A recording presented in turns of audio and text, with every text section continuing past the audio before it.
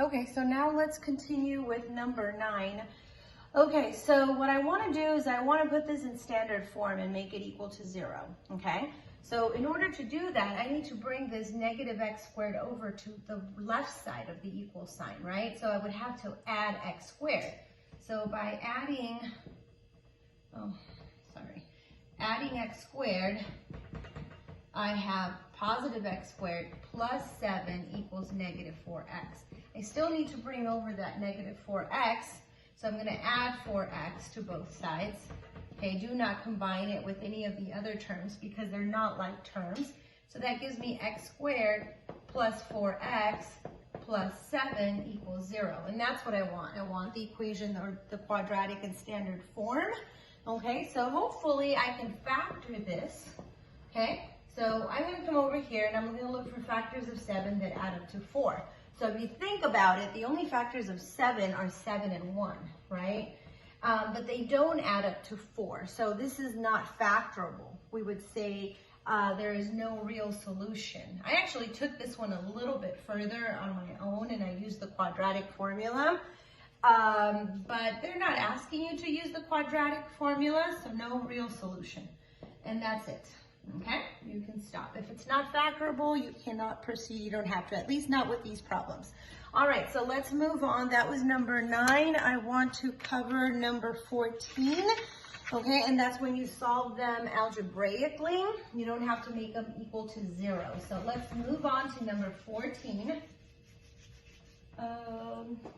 Okay, so number 14 reads, where is it? A squared equals 81. Okay, so a squared equals 81. All right, so what I can do, notice how I don't have an a term. I just have the a squared term. But I notice that 81 is a perfect square. So in order to undo this exponent, right, the square, I'm going to have to take the square root of it. So if I take the square root of a square, that's the opposite. That's like the opposite of addition is subtraction. The opposite of multiplication is division. You use the inverse operation. So this allows me to just write a. But whatever I do to the left side, I have to do to the right side. So the square root of 81 is either a positive 9 or a negative 9.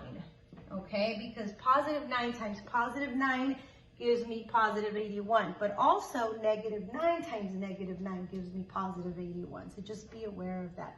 And that's the answer. It's a positive or a negative 9 for number 14. Trying to find another one that would be helpful for, and I think that's it. 27 through 30, all you have to do is you just have to factor them. Okay, and then make each factor equal to 0 and solve it. Okay, and find the roots. That's it. So that's 3.1, easy peasy lemon squeezy, guys, okay? Get to it, get these done so you can take your test.